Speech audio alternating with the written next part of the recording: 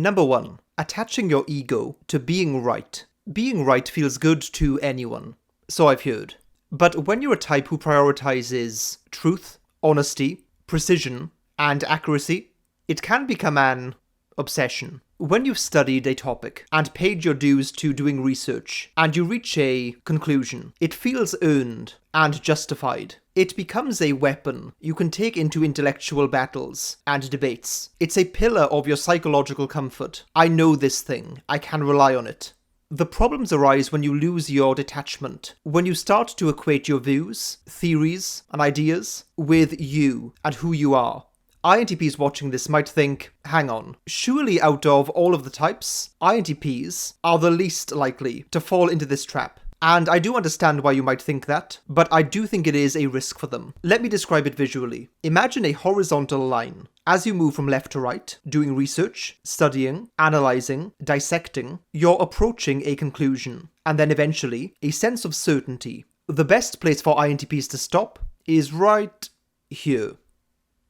The reason this is difficult is because INTPs, by virtue of the fact that they value being right and accurate, are more likely to put in all the work required to actually get to that point. And, as they debate people, or simply observe people they consider to be misguided, this will reinforce the fact that they are thinking about the world accurately, that their methods and logic are sound. But, at least in my view, INTPs are at their best when they are questioning things, not when they are asserting things. Obviously, some things are true, and you need to fight endlessly for them. But doubt, uncertainty, questioning, being humble and reverential in the face of how difficult it is to truly know anything is also important. INTPs are at their best when they're fighting against intellectual overconfidence and dogma. So it's important for them to maintain that objectivity and detachment even, especially from their own ideas and thoughts. If your ego is wrapped up in being right, you're going to lose something important. If you value questioning things, including yourself, it maintains that intellectual humility and keeps you receptive to everything that certainty would have you rule out before even considering.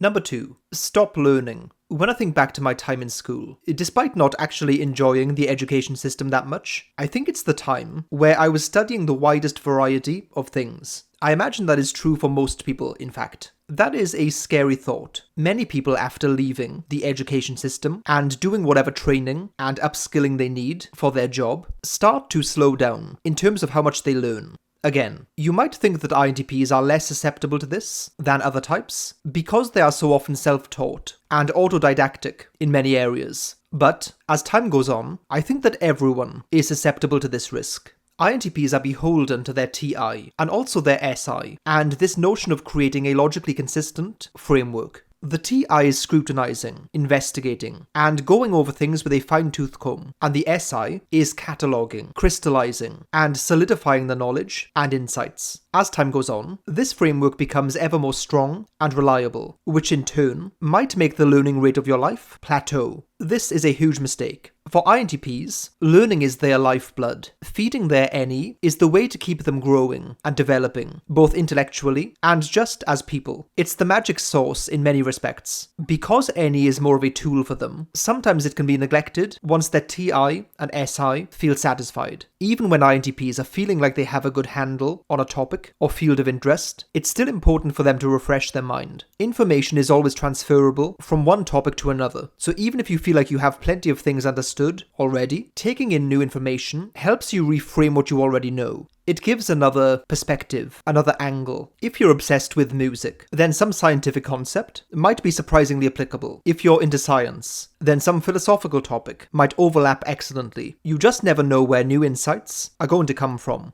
So don't limit yourself. So, this is a risk that plagues everyone, but it's way more damaging for INTPs to stop learning, compared with other types. Number 3. Rushing into, or being rushed into, relationships. Of course, no one should do this. But for INTPs, I think it's actually way more disastrous than for many other types. There's a few reasons for this. Communication issues.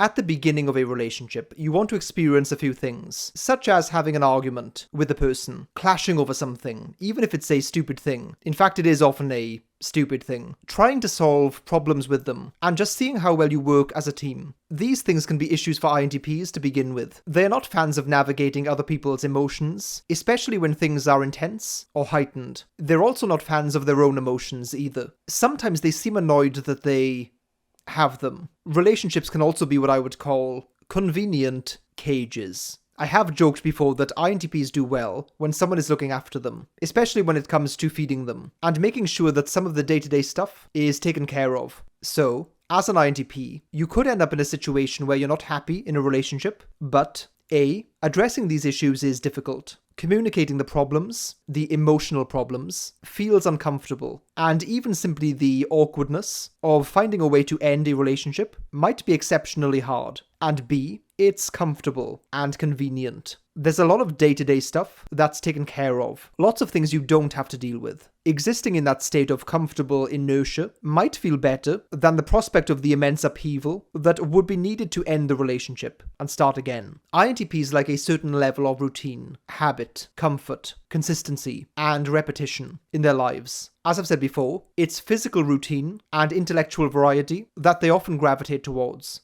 Rushing or falling into a relationship for an INTP is very dangerous. Oddly, it takes less effort to fall into one than to end one for certain types of people and certain types. Whenever I hear an INTP saying that they don't have time for relationships of any kind, I always think that's a big mistake. Being isolated from people can be very unhealthy for them. So I would always encourage INTPs to pursue relationships of all kinds. However, being cautious is definitely the best move. When it comes to romantic relationships, if you want one, if you are feeling rushed, it's definitely a bad sign. Take your time and make the right emotional and, yes, logical choice.